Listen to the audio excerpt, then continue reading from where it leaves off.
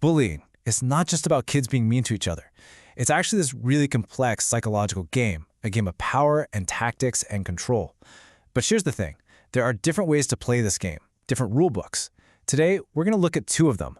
One is all about revenge, using what some call dark psychology, and the other is based on a more clinical, official understanding. This feeling, it's just so common, right? Maybe you've even been there yourself. This quote comes from someone who felt completely powerless, who got bullied just for being a weirdo. And that feeling of being backed into a corner, just sad and frustrated, that's really where our whole conversation starts today. It's the feeling that makes you want to either just vanish or fight back in a way that nobody, and I mean nobody, sees coming. So what happens when someone decides to fight back? Well, one perspective we looked at lays out a pretty provocative strategy. And look, this isn't about running to a teacher. This is a playbook designed to flip the entire power dynamic on its head, using these tactics from what's known as dark psychology, which is basically the study of human manipulation and control. Now, what's really fascinating about this idea is its core philosophy. It's not about being the strongest person in the room. Not at all. It's about breaking the pattern. See, a bully expects a certain reaction from you. They want fear, they want anger, they want you to be upset. But when you deny them that, when you become unpredictable, that's when you take control. You suddenly become this puzzle they just can't figure out. So this playbook is built on a 4-step strategy. First, and this is the big one, you stop reacting. Bullies literally feed on your reaction, so you just starve them. Step 2, instead of throwing an insult back, you analyze them with this cold, detached one-liner. Something like, I used to do this in kindergarten. See? It's not an insult, it's a judgment. It makes them feel tiny. Third, you make them feel watched. A simple, quiet glance across the room can create this powerful sense of paranoia.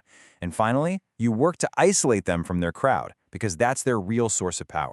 And this slide just perfectly sums up the two critical weak points this strategy goes after. A bully is, most of the time, a performer. Their power comes from their audience. So if you take away the crowd, you've just taken away their entire stage. And their absolute greatest fear? The silence after a joke that doesn't land. Okay, so this gets even more specific on how to weaponize silence. It actually outlines 3 techniques. First, there's the 3-second rule. Always pause before you respond. Just that little delay creates this tension and makes you seem totally in control. Second, the minimal reply. Don't explain yourself. Just short, clipped answers. Yes? No. It forces them to do all the work. And third, the cliffhanger. You just stop mid-sentence, and people get so uncomfortable they rush to fill the silence. And in the process, they often reveal way more than they wanted to. So we've just walked through a pretty detailed tactical manual for turning the tables. And it's fascinating for sure. But it kind of begs a bigger question, doesn't it? This is one way to get revenge, but to really get what's going on, we kind of need to zoom out. What are we actually dealing with here? What's the, textbook definition of bullying? And that brings us right to our second source, which gives us a much more structured, clinical way to look at all this.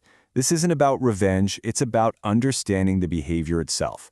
So, let's switch gears for a minute, away from the tactics and into the theory, and look at the clinical side of what makes bullying, well, bullying. And first, let's just ground ourselves in reality here. This is a huge problem. According to educational sources, about 1 in every 5 students says they've been bullied. But here's what's even crazier. For 41% of those students, it's not a one-time thing. They live with this constant fear that it's going to happen again. So this isn't some rare thing. For a lot of people, it's a constant, damaging part of life. So what is bullying from a clinical point of view? Well, here's the official definition. It's unwanted, aggressive behavior. It involves a power imbalance. That's a huge part of it. And this is the key. It's either repeated or has the potential to be repeated over time. It's not just a single mean comment or a fight between two equals. It's a pattern, and it's fueled by that imbalance of power. And to make that definition super easy to remember, one source uses this simple acronym, BOO.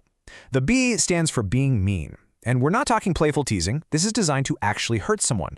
The first O is for on purpose. The action is totally intentional. It's meant to make someone feel small. And that final O stands for over and over. The behavior just keeps happening, even when the person has been asked to stop.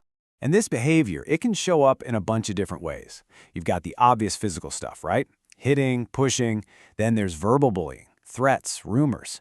Then you have social bullying, which can be sneakier, like leaving someone out on purpose. And of course, now there's cyberbullying, which takes all of this and puts it online.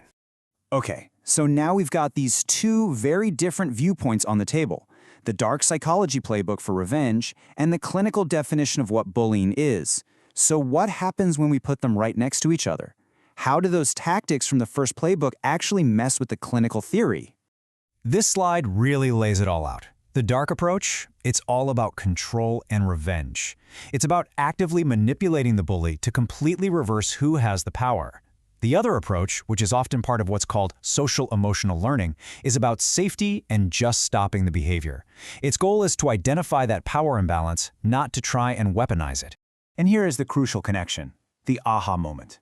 Those tactics from the first playbook, they're basically a strategic attack on the clinical definition itself. Remember, boo? By not reacting and being unpredictable, you directly attack the over and over part. The bully's behavior doesn't work anymore, so there's no point in repeating it. And those cold, analytical one-liners, they target the on-purpose element. You're showing the bully that you see right through them, that their intent is obvious and, frankly, childish. You're not playing their game, you're analyzing it from the outside. This quote from that dark psychology source, it really gets to the emotional heart of that whole perspective.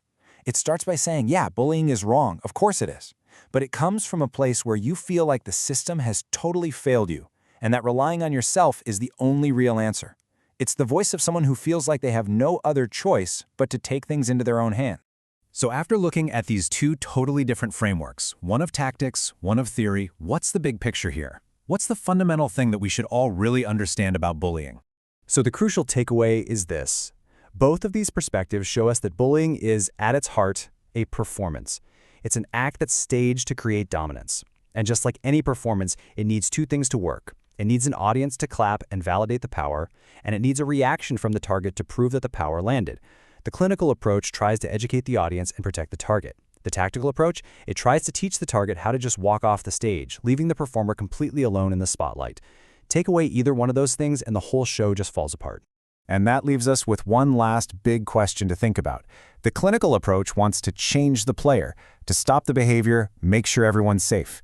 The dark psychology approach doesn't even try to change the player. It tries to change the rules of the game itself, to use them to win. So which way is better? Which one is right? That's definitely something worth thinking about.